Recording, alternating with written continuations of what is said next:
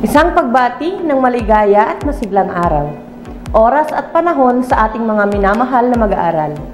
Mga masisigasig na magulang at taga-subaybay ng mga bata. Malugod namin kayong inaanyayahan sa DZTP TPN DepEd Candon City Teleskwela. Kanlungan ng kaalaman tungo sa kahusayan at kaunlaran. Tara na! Ako si Ginang Richelle P. Gakutan, ang iyong guro para sa ating aralin ikatlo sa Araling Panlipunan, ikapitong baitang.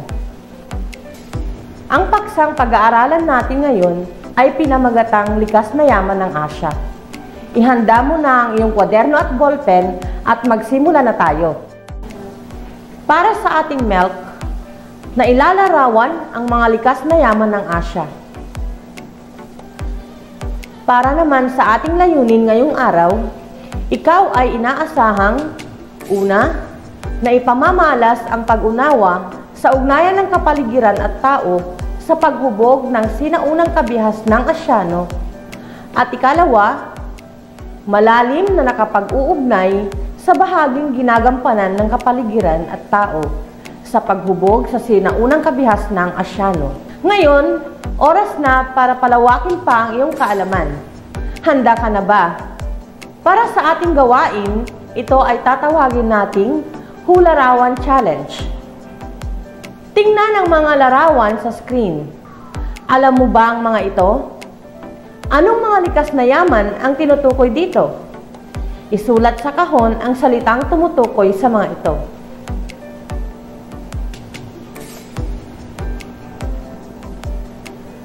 Unang larawan. Magaling, ito ay yamang mineral. Ikalawang larawan. Ito ay yamang tubig. Tama. Katlong larawan. Ito ay yamang lupa. Tama. Nasagot mo ba ang mga hinihinging kasagutan sa'yo? Naging madali ba ang iyong pagtukoy sa mga likas na yamang ito?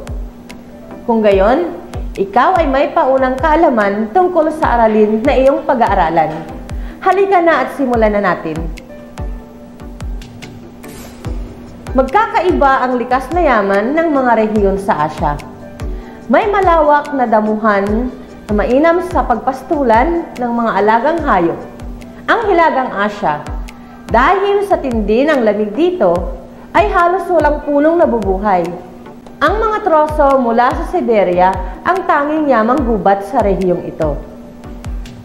Sa pangisdaan, produktong panluwas ng rehiyon ang caviar o ang itlog. Itlog ng mga sturgeon, ang malalaking isdang likas dito. Deposito ng ginto sa Kyrgyzstan. Samantalang ang Tajikistan ay may tatlong uri ng yamang mineral. Ang yamang mineral ay ang metalikong mineral tulad ng ginto, mineral na panggatong tulad ng natural gas, at industrial na mineral tulad ng phosphate. Pangunahing industriya ng Turkmenistan ang natural gas. Pangalawa sa Russia sa produksyon nito. At langis, samantalang isa sa mga nangunguna sa produksyon ng ginto sa buong mundo ang Uzbekistan. Sa mga lambak ilog at sa mababang burol ng mga bundok, may produksyon ng pagkaing butil na nakatuon sa pagtatanim ng trigo, palay at barley, gayon din ng bulak, gulay, tabako, sugar beets, sibuyas, ubas at mansanas. Sa pag-aalaga at pagpaparami ng mga hayop tulad ng baka at tupa, nagkaroon ng mga tao ng lana, karne at gatas. Sa Timog Asya, palay ang pangunahing produkto rito. Bagamat may mga taniman din ng trigo, jute, tubo at mga gulay. Sa India, ang mga kapatagan at lambak na pinagyaman ng mga ilog ng Indus, Ganges at Brahmaputra. Marami ding bakal at karbon sa bansang ito. Sa Afghanistan, bagamat ipinagbabawal ng pamahalaan, tanyag ang pagtatanim ng opyo. Ang mga kagubatan ng Nepal ay matatagpuan sa mga gulod ng bulubunduking Himalayas. Sa mga baybaying dagat ng Pakistan ay matatagpuan ang mga gubat bakawan. Sa Sri Lanka, nahitik sa puno ng mahogany at iba't ibang uri ng palm. May malalaking pakinabang ang Indian Ocean sa rehiyong ito dahil sa pagtutustos nito sa iba't ibang yamang dagat. Batong apog, bakal, carbon, natural gas, langis, tanso, asin at gypsum ay ilan sa mga pangunahing yamang mineral ng Timog Asya.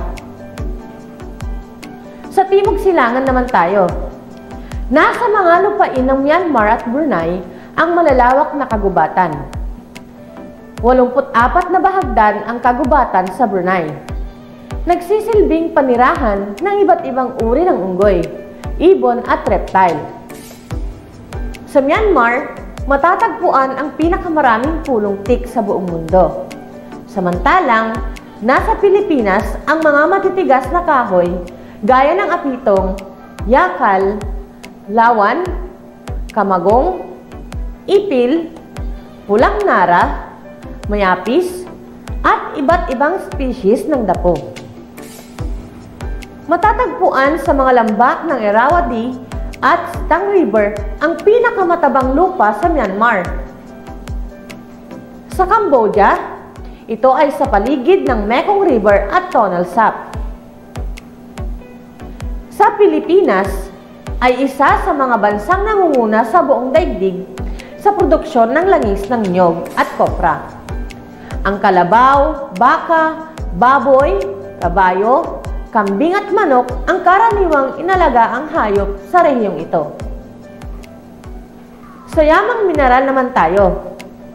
80 bahagdan ng langis sa Timog Silangang Asya ay nanggagaling sa bansang Indonesia. Gayon din ang mahigit sa 35 bahagdan ng liquefied gas sa buong daigdig.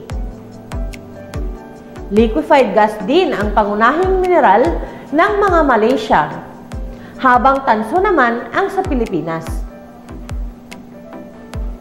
Ang malalaking ilog ay pinagtatayuan ng dam ng ilang mga bansa at nililinang para sa hydroelectric power na siya namang pinagkukunan ng kuryente.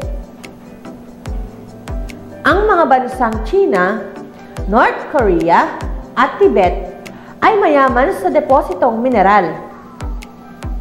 Nasa China ang pinakamalaking reserba ng antimony, magnesium, tungsten sa buong daigdig. Gayon din ang reserba ng carbon dito na isa sa pinakamalaki sa buong daigdig. Ang Japan naman ang nangunguna sa industrialisasyon. Nagtatanim sila ng mga punong mulberry upang maging pagkain ng mga silkworm. Kaya nangunguna ang Japan sa industriya ng telang sutla. Sa China, pangunahing pananim nito ang palay at siyang nangunguna sa produksyon nito sa buong mundo. Ang kanlurang Asya ay sagana sa yamang mineral, partikular na sa langis at petrolyo. Pinakamalaking tagapagluwas ng petrolyo sa buong daigdig ang Saudi Arabia. At malaki rin ang produksyon ng langis ng mga bansang Iran, Iraq, United Arab Emirates, Kuwait at Oman. Karamihan sa mga bansa ng rehiyong ito ay may natural gas, tanso, bauxite, potash, zinc, magnesium, phosphate at iba pa. Sa agrikultura, nagtatanim ang mga taga-kanlurang Asya ng trigo at barley sa mga oasis. Pangunahing produkto sa Iran ang trigo, barley, palay, bulak, mais, tabako at mga prutas. Nangunguna naman ang Iraq sa produksyon ng dates at dalandan. ang Israel. Paghahayupan ang karaniwang gawain ng mga taong naninirahan sa mga lugar na bulubundukin at sa mga disyerto sa Iran, Iraq, Syria, Saudi Arabia at Turkey. Marami ka bang natutunan mula sa iyong pinanood? Ano-ano ba ang iyong natutunan? Sa bahaging ito ay malalaman natin kung ano ang iyong nakuhang impormasyon mula sa iyong binasa sa pamamagitan ng pagsagot sa mga gawain. Ang ating gawain ay tatawagin nating Likas na Yaman Challenge. Para sa ating panuto, tukuyin ang uri ng yaman ng mga salungguhit na salita sa pahayag. Maaaring isulat kung ito ay yamang lupa, yamang tubig o yamang mineral. Para sa ating unang katanungan, ang Ilog Mekong at Tonle Sap na matatagpuan sa Cambodia.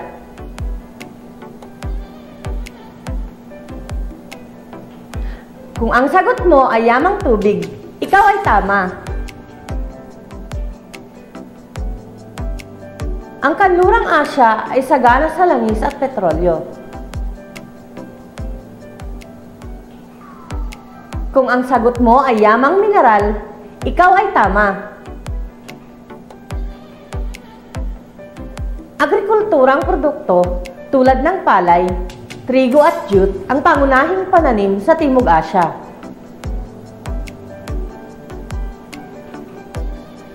Kung ang sagot mo ay yamang lupa, may tama ka. Ang Hilagang Asya ay nagluluwas ng caviar mula sa mga sturgeon.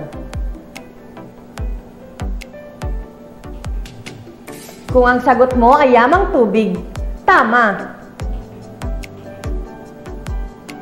Ang pangunahing industriya ng Turkmenistan ay ang natural gas. Kung ang sagot mo ay yamang mineral, ikaw ay tama. Napakahusay ng iyong mga naging kasagutan. Taglay mo na ngayon ang mga kaalaman na may kaugnayan sa likas na yaman ng ating kontinenteng Asya. Bilang isang mag-aaral, nawa ay maging responsable kang mamamayan na pangalagaan ang biyayang ipinagkaloob sa atin ng Poong May Kapal. Sa puntong ito, magpapaalam muna ako at ihanda mo ang iyong sarili para sa susunod mong pag-aaral sa ikalawang episode ng ating Aralin sa Asya. Muli, ito ang inyong guro sa Araling Panlipunan, Ginang Rochelle P. Gakutan, na nag-iiwan ng makabuluhan ang iyong pagkatuto. Hanggang sa muli nating pagkikita, paalam!